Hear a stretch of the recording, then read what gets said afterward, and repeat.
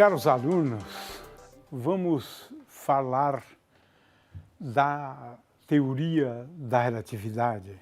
Na realidade, nesta primeira aula, nós vamos falar de duas teorias, porque são duas teorias da relatividade, né? É claro que a gente quer, em primeiro lugar, destacar, mas eu acho que todo mundo sabe disso, né? A relevância das duas teorias, né? Depois falaremos dos antecedentes históricos, né? Como isso começou, na verdade. E aí estamos falando da teoria da relatividade de Galileu. É claro que essa teoria da relatividade levou a um impasse na física, um impasse muito grande, não é? E aí, como sair do impasse? Uma proposta foi a teoria do éter, né? Mas depois Einstein nos propiciou a oportunidade de sair do impasse e formular uma nova teoria para o espaço-tempo. Finalmente, nós vamos comentar um pouco sobre a teoria geral da relatividade. Mas é uma coisa muito introdutória. Mas é bom que o aluno saiba isso também. De forma que essa é a sequência desta aula, né? Duas teorias da relatividade propostas por Einstein. A primeira é a teoria da relatividade restrita ou especial. E essa que nós vamos estudar. Ela foi proposta, né, nesse ano de 1905. A segunda, teoria geral da relatividade, que é uma teoria da gravitação, Einstein propôs em 1915, um intervalo de 10 anos. Mas quero chamar a atenção para o fato de que o nosso objetivo nessa disciplina é tão somente a relatividade restrita, né? Ora, do que essas teorias tratam, né? Ou seja, vem a propósito do quê? Primeiramente, elas introduzem novas concepções sobre o espaço, sobre o tempo, sobre o efeito da matéria em relação à curvatura do espaço. Também, ao afetar a métrica ou a curvatura do espaço, nós temos uma nova geometria do espaço. E além de uma nova geometria do espaço, nós temos uma teoria da gravitação. Então, introduzimos a ideia do espaço-tempo quadridimensional e o efeito da massa em relação à estrutura do espaço-tempo. Na verdade, em relação, né, à métrica do espaço-tempo. Estes aspectos é que nós vamos discutir. Duas teorias absolutamente revolucionárias, né? Só gostaria de chamar a atenção para o fato de que Einstein não ganhou o prêmio Nobel por nenhuma dessas duas teorias. Na verdade, cada uma delas mereceria o prêmio Nobel. Einstein ganhou o prêmio Nobel por conta do efeito, da explicação do efeito fotoelétrico e a proposta do fóton. Claro que isso vale um prêmio Nobel. Só queria fazer esse comentário de natureza histórica, né? Ora, vamos falar da teoria da relatividade especial ou restrita. Eu vou usar as duas palavras, indistintamente. Olha só, as pessoas nunca se dão conta, mas a teoria da relatividade especial se preocupa com esse problema aqui. Dois referenciais cartesianos, um em movimento relativo ao outro. É isso. Então, a questão é que a gente precisa encarar, né? ao que se dedica a teoria da relatividade? Ela se dedica, né, a, em primeiro lugar,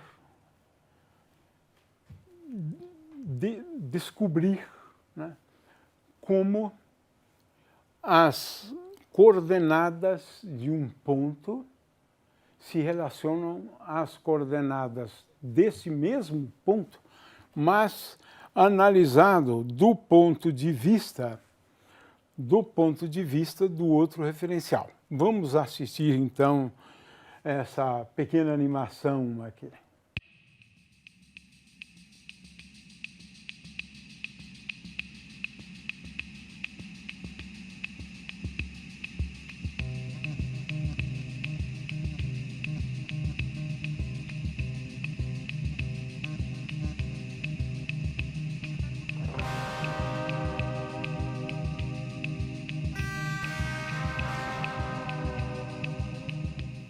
Muito bem. A teoria especial ou restrita, ela não é relevante no dia a dia. Por isso que demorou tanto. Não é. Ela só é relevante para aqueles fenômenos para os quais, veja bem, a velocidade dos dois referenciais seja próxima da velocidade da luz. Partículas se movimentando com velocidades próximas da luz. Aí eu preciso da teoria da relatividade. Senão, não. Então, a teoria da relatividade não muda nada em relação à queda dos objetos. Esquece. Não precisamos dela. Só para fenômenos relativísticos. São aqueles para os quais a velocidade é próxima da velocidade da luz. Um objeto se movimenta com a velocidade da luz, ou próximo da luz, eu preciso da teoria da relatividade. Com a velocidade da luz também, como é o caso do fóton, né? Muito bem.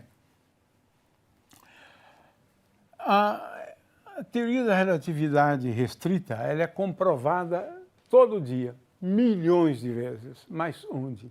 Em laboratórios como o LHC, onde nós temos aqui um laboratório onde as partículas, né, percorrem cerca de 26 quilômetros, né, aqui, canalizadas, né, de tal maneira, né, que se movimentem numa órbita praticamente circular e que colidem. Esses processos todos são descritos pela teoria da relatividade, porque essas partículas, o próton, o antipróton, por exemplo, são aceleradas a velocidade próximas da velocidade da luz. Aí nós utilizamos a descrição relativística, a teoria de Einstein. Como ocorrem milhões de colisões, a teoria é verificada milhões de vezes ao dia, né? Muito bem. Isso é uma comprovação experimental da teoria. Agora, a teoria geral já é um pouco diferente, né? É a ideia de que a massa afeta a estrutura do espaço-tempo. Introduz aqui uma curvatura. É como se a gente tivesse um colchão e, repentinamente, uma depressão no colchão. É boa essa imagem. A Terra já altera o espaço-tempo. O espaço. A Lua, por exemplo, já altera muito pouco. Então, ela é relevante para massas de objetos maiores do que a massa solar. Uma massa solar, né? Várias massas solares passa a ser mais importante ainda, né? Então, só para objetos de grande massa você consegue detectar, né, esses efeitos previstos pela teoria da relatividade. Uma comprovação experimental veio logo depois, né, da formulação de Einstein. O fato de que a luz sofre um desvio quando ela passa próximo de um objeto dotado de grande massa como o Sol. Então se tem a impressão que ela vem desse ponto, mas na realidade ela vem desse ponto. A luz se curva ao passar, né? Não é bem assim formando uma quina, né? Mas é realmente o desvio da luz ao passar por objetos de grande massa, né? Essa é uma primeira comprovação. Uma outra diz respeito à órbita de Mercúrio. Sem a teoria da relatividade, a órbita de Mercúrio seria uma elipse, mas fechada, né? No entanto, com a teoria da relatividade, ela introduz uma precessão do periélio. A curva não é fechada, acaba não sendo fechada.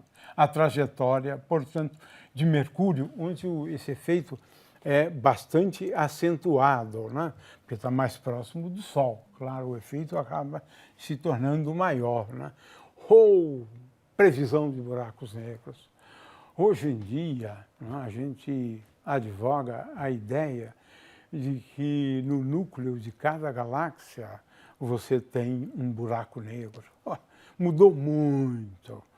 Hoje em dia, buracos negros são a nova sensação, né? E buracos negros são previstos pela teoria geral da relatividade, né? Esse é mais um exemplo, né, de comprovação experimental da teoria da relatividade. O buraco negro ele é tal, né, que a força gravitacional é tão grande, curva tanto o espaço, que o fóton não sai do buraco negro.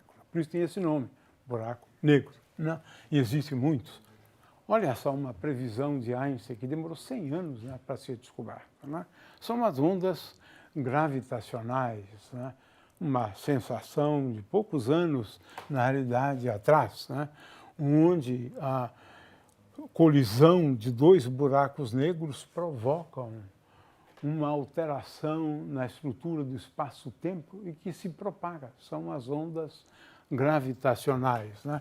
Perturbações, grandes perturbações na densidade quando você tem dois buracos negros, né? Então, a teoria da relatividade, ela introduz novas concepções sobre espaço-tempo, uma nova forma de energia, E igual a mc ao quadrado. Ela introduz uma nova teoria da gravitação, ela é relevante na astronomia, a teoria geral, ela é relevante na astrofísica, buracos negros, né? Colapso gravitacional e assim por diante. Então, estamos diante de teorias revolucionárias. Vamos ao próximo tópico, que são os antecedentes históricos, né? A gente pode dizer que a teoria da relatividade restrita começou com Galileu, né, que se preocupava com esse aspecto que eu mencionava antes, né? É a questão da equivalência de dois referenciais, hoje denominados referenciais inerciais, né?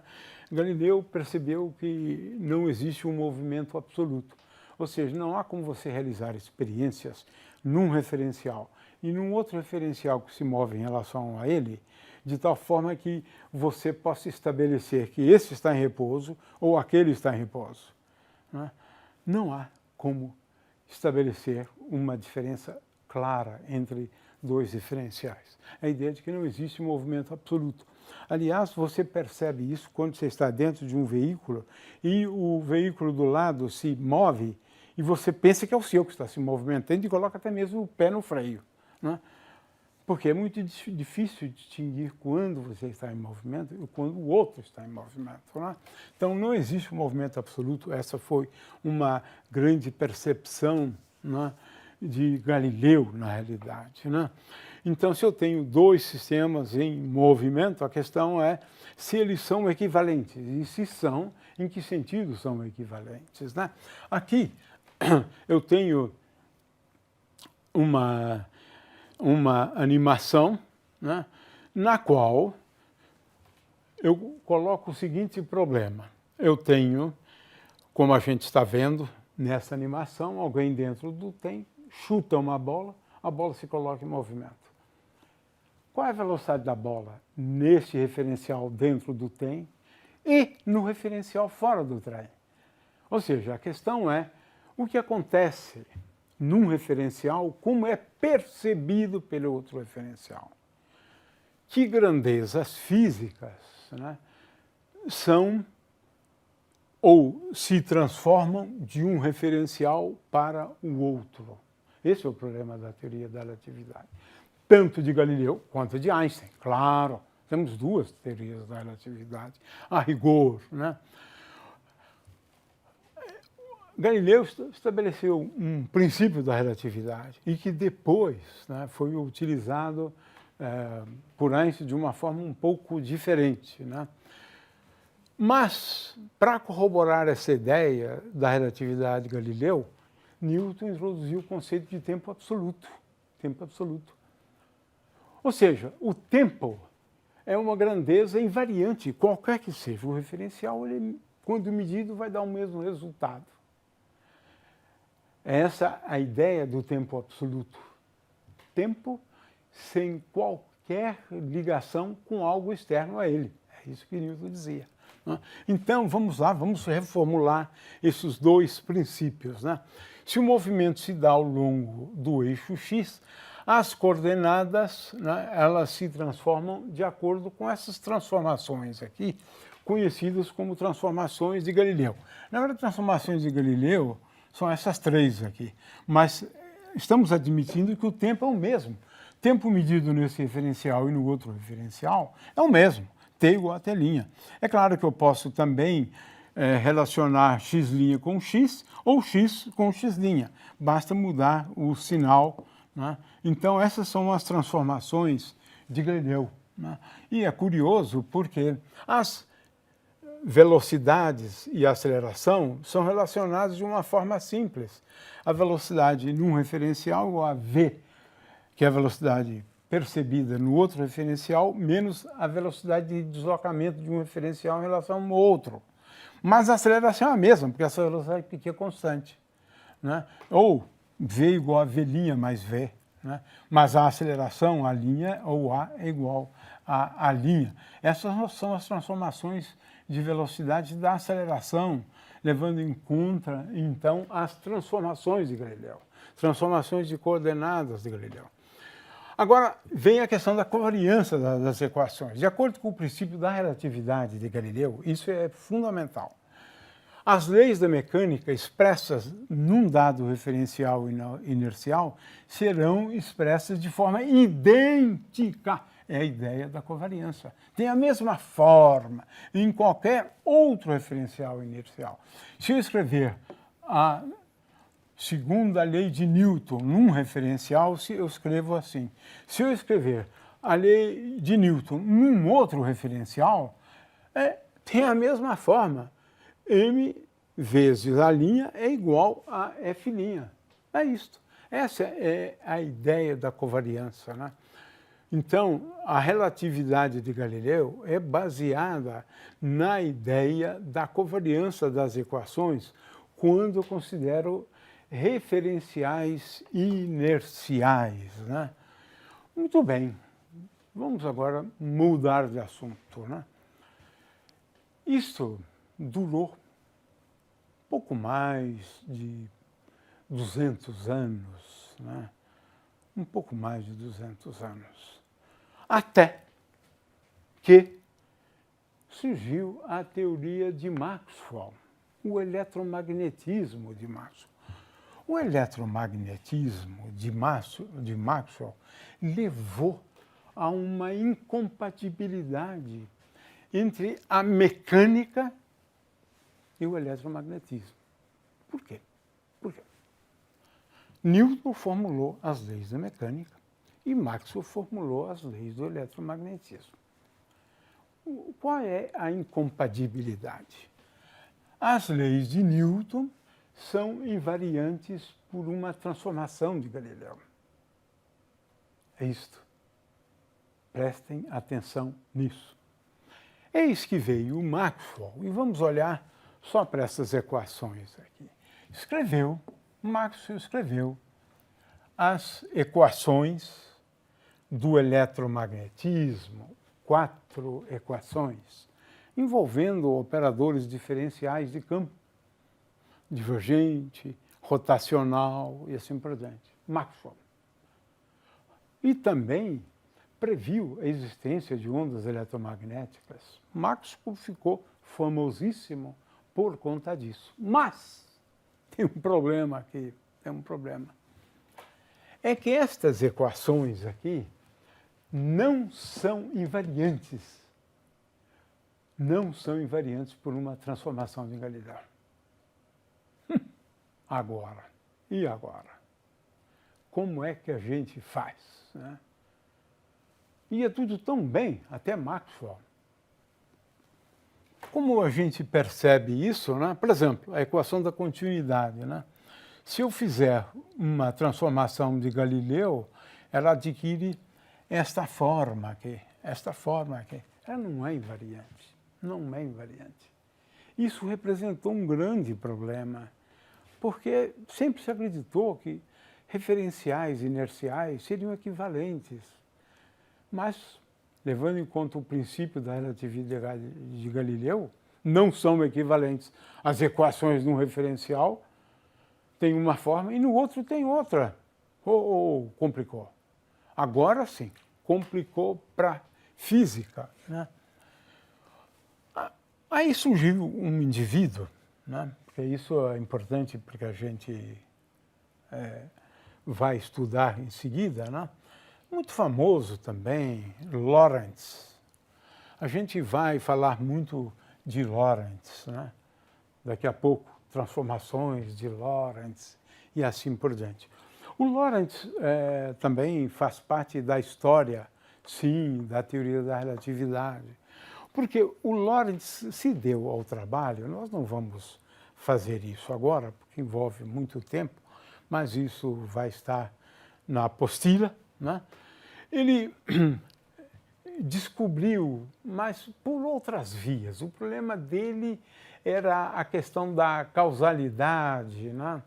Ou seja, se eu tenho uma partícula em movimento uniforme, né? Então, como é que eu escrevo o potencial aqui, levando em conta o retardo, né? Que é o problema do potencial retardado, né? O fato é que ele fez um monte de contas, né, para descobrir como é que eu escrevo o potencial nesse referencial em relação ao potencial nesse outro referencial aqui, nesse outro referencial. E é curioso, ele acabou chegando a uma conclusão surpreendente. Surpreendente. Ele descobriu o seguinte: olha, as equações de Maxwell, elas não são invariantes pelas transformações de Galileu. Mas olha só, elas são invariantes por essas transformações aqui. Y' igual a Y, Z' igual a Z, mas T' é igual a 1 sobre raiz quadrada. U agora é a velocidade relativa, tá certo? Dos dois referenciais, né? Velocidade relativa de um referencial em relação ao outro. U é essa velocidade aqui, de um em relação ao outro. U, né? Então, Lorentz fez uma descoberta curiosíssima. As equações de Maxwell são invariantes por estas transformações e que ficaram conhecidas, é claro, por transformações de Lorentz. Foi um exercício que ele fez, né? Analisando potenciais, né, de uma partícula que se move em movimento uniforme. As contas dão um pouco de trabalho, mas ele se deu o trabalho de fazer essas contas e fez direitinho e verificou isso. E, de fato, é curioso porque as equações do eletromagnetismo são invariantes por essas transformações aqui. Mas as de Newton não. As de Newton não. Ah, peraí, mas quem está certo nessa história, né? Vamos lá, vamos lá. Mas Lorentz descobriu essas transformações. Foi um espanto. Logo se propôs, e Maxwell aceitou isso, que como não satisfazia o princípio da relatividade de Galileu, logo essas equações valeriam para um referencial. Que referencial seria esse? O éter. Essa ideia do éter é antiquíssima, né? Desde os tempos de Aristóteles, né? Um meio que permeia todo o universo, essa ideia. E hoje em dia essas ideias voltaram ainda, né? A ideia do éter. Estamos imersos nesse meio, o éter. Né? Não é o vácuo, não, é o éter. Né? Muito bem, até Maxwell acreditou nessa ideia. Mas se o éter existisse, né, deveria haver um meio de saber, por exemplo, a nossa velocidade em relação ao éter. Né? Veja, em relação ao éter, né, que está aqui em amarelo, numa certa época, a velocidade nossa é para cá, na outra época, a velocidade v seria para lá, e, consequentemente, deveria haver um meio da gente determinar a nossa velocidade em relação ao éter. Né? Passamos a acreditar no éter. Dois cientistas, hoje nós falamos da experiência de Michelson-Morley em homenagem aos dois, procuraram fazer uma experiência usando um interferômetro como interferômetro de Maxwell-Morley. Você tem uma fonte de luz, passa por um separador de feixes, um feixe vai para cá, volta e vai para lá, o outro vai para cá e vem para cá, e agora eles produzem uma interferência por conta da diferença de caminhos ópticos. Né? As contas estão feitas ali, né? E o fato é que eles esperavam um deslocamento, né? Um deslocamento das franjas de interferência.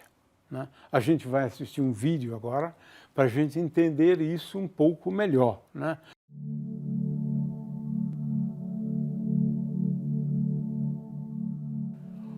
Ora, a experiência de Michelson-Morley, na realidade, ela levaria a dois resultados, qualquer que fosse ele. Haveria o éter, nós determinaríamos a velocidade em relação ao éter, ou não. E eles perceberam que não houve deslocamento das franjas e, consequentemente, não existe o éter. É uma experiência histórica, não existe o éter. E agora? Qual é a solução? Bom, a solução é o que a gente vai estudar agora, é claro. Isso é uma introdução, né, à teoria da relatividade restrita.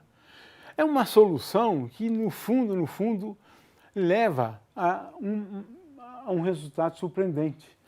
É que, de fato, a solução é tal que as equações de Maxwell, elas permanecem inalteradas, né? Elas permanecem, de fato, inalteradas. Esse é o primeiro resultado. Né? E conclui também que são válidas aquelas transformações adivinhadas, sugeridas, né, por Lorentz. Né? E introduz uma nova mecânica, porque agora a mecânica newtoniana tem que ser modificada, porque tudo muda, tudo muda. Né? Então temos uma nova mecânica. Essa teoria da relatividade é o que nós vamos estudar, né, ao longo desta disciplina. O que eu gostaria, a título de completeza, né, falar um pouquinho, uma introdução à teoria geral da relatividade. Né? É claro que não há tempo para a gente falar sobre isso nessa disciplina, né? Também nem é esse o objetivo. Né? Mas a ideia da teoria da relatividade é como consta aqui, né? Nessa figura. Né? Grosso modo, o que se descobre é que a presença da matéria ela introduz uma deformação no espaço. A gente pode pensar no espaço, mas é claro que a teoria da relatividade, na verdade, ela é uma teoria, né, para chamar a atenção para uma deformação no espaço-tempo, porque não é só o espaço que é deformado na teoria da relatividade, é o espaço-tempo que é deformado. Né? Mas, de qualquer maneira, essa é a ideia aqui. Né? E isso introduz, né, novas geometrias. Aliás, as novas geometrias não foram introduzidas de forma alguma por Einstein. Antes dele, Riemann, por exemplo, né, já falava nisso, Gauss, tem as curvaturas de Gauss, né, já falavam nisso. Né? Então, a ideia é o seguinte, a matéria provoca uma espécie de encurvamento, deformação do espaço. Né? Agora, a história da teoria da relatividade começa com Euclides, cerca de 100 anos antes de Cristo. Né? Ele escreveu uma grande obra, 13 volumes, né? E um número grande, esses volumes são conhecidos como os elementos, né? Elementos apenas, né? Ou elementos de Euclides. Né? E era baseado numa formulação, né, na qual se introduzia teoremas, né, postulados e assim por diante, e a partir dos postulados, deduções. Isso aqui, por exemplo, é o livro 3. Né? Claro que está ilustrado a cores, né? Mas, de qualquer maneira, nesse livro, ele enunciou um postulado conhecido como quinto postulado, ou postulado das paralelas. Existem várias formas de formular este quinto postulado. Né? Uma primeira delas é essa, né? De acordo com essa figura aqui. Se o segmento de uma linha, essa linha aqui, né, interceptar duas outras linhas, esta e esta, né, formando ângulos internos, alfa e beta, que somados, né, são menores do que dois ângulos retos, 180 graus, então as duas linhas, quando estendidas indefinidamente, né, se encontrarão no lado em que a soma dos ângulos for menor do que dois ângulos retos. É um postulado. Nossa, discuti esse postulado. Mais de 2000 anos discutindo esse postulado. Se ele seria necessário mesmo, ou se haveria outras geometrias. 2000 anos. Eita, postulado que deu dor de cabeça para os matemáticos, né? Terrível isso. Até que, claro, Gauss, né, e Riemann descobriram outras geometrias, né? Geometrias não euclidianas. A geometria euclidiana é também conhecida como teoria dos espaços planos. Né?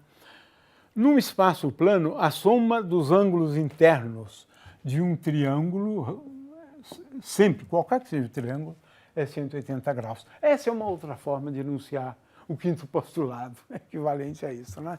Agora, nós vamos falar de novas geometrias. Né? E aí o conceito das geometrias não euclidianas e de espaços curvos são dois conceitos. Primeiro, a métrica do espaço. Agora estamos falando da geometria do espaço. O conceito de distância entre dois pontos que diferem entre si por coordenadas que são infinitesimais. Né? E também o conceito de curvatura. Mas a curvatura são derivadas, né? Né, da métrica. Mas são dois conceitos. Né? O conceito que é mais fundamental que a métrica e o conceito de curvatura. Né? Veja, agora estamos falando de novas geometrias. Né? Por exemplo, nessa geometria aqui, a soma dos ângulos internos é maior do que 180 graus. Esta aqui é menor. E esse aqui é o espaço plano. Então, agora nós estamos falando de espaços com curvatura positiva, com curvatura negativa, com curvatura zero, nula, como é o caso da geometria euclidiana. De forma que geometria euclidiana é, a rigor, né, aquela geometria para a qual valem todos os postulados de Euclides, mas nem sempre as somas dos ângulos de um triângulo são iguais a 180 graus, só na geometria euclidiana. Né? Bom, aqui, agora, para a gente começar falando de espaço, a gente tem que falar do conceito de elemento de comprimento, quando eu vario as coordenadas generalizadas de uma quantidade dqi, a variação do elemento de comprimento ds, que se escreve em termos de uma grandeza física conhecido como métrica. E aqui eu estou escrevendo o elemento de comprimento em termos de coordenadas generalizadas, né? De forma de coordenadas generalizadas dependem de x, y, z, né, etc, etc. Né? O fato é o seguinte, é que um espaço é dito plano, se esse elemento de comprimento for tal que eu consiga encontrar coordenadas x, y e z de tal maneira a que esse elemento de comprimento nessas coordenadas x, y, z possam ser escritas sob esta forma. Se não for, o espaço é curvo. Se não for, o espaço é curvo. Essa, então, é a distinção entre espaços planos e espaços curvos, né? Muito bem, a geometria euclidiana é aquela para a qual vale todos os princípios, inclusive aquele postulado, o quinto postulado de Euclides, né? Muito bem, então esses espaços que recaem nesse caso são espaços que nós chamamos espaços planos, né? Por exemplo, se você estiver na superfície de uma esfera, o elemento de comprimento qualquer aqui ao longo da esfera ds, ele vai ser escrito sob esta forma aqui, envolvendo os ângulos θ e φ. Mas você nunca vai encontrar coordenadas x e y de tal maneira que ds ao quadrado é igual a dx ao quadrado mais dy ao quadrado. Ou seja, na superfície de uma esfera, nós temos aqui uma geometria tal que é uma geometria não plana. Esse espaço aqui é um espaço, portanto, curvo, né? Então, o conceito fundamental, tensor métrico, em 4 dimensões, esse μ aqui vai variar, né, de acordo com a teoria da relatividade, de 1 a 4, μ também variando de 1 a 4. Agora estamos falando da curvatura do espaço-tempo na teoria da relatividade. Agora, estamos falando de uma métrica, onde essas coordenadas generalizadas, então, são coordenadas variando de 1 até 4, no caso da teoria da relatividade. E agora o problema são as transformações gerais de coordenadas, né? Eu passo de um conjunto de coordenadas para um outro conjunto de coordenadas, mas agora as transformações são as mais gerais possíveis. E é por isso que a teoria recebe o nome de teoria geral da relatividade. É claro que para cada tipo de coordenada você vai ter um tensor métrico para cada tipo de coordenada, né? E a equação fundamental, né, é a equação de Einstein, que relaciona o tensor métrico, o tensor de curvatura, R, com, vamos esquecer por enquanto esse termo, com um termo que é um tensor, né, de momento-energia. Ou seja, essa equação afirma o seguinte: se eu tenho aqui matéria, então a matéria leva a uma curvatura do espaço. O problema da equação de Einstein, de resolver a equação de Einstein, é o de determinar não o tensor, porque o tensor está aqui, né?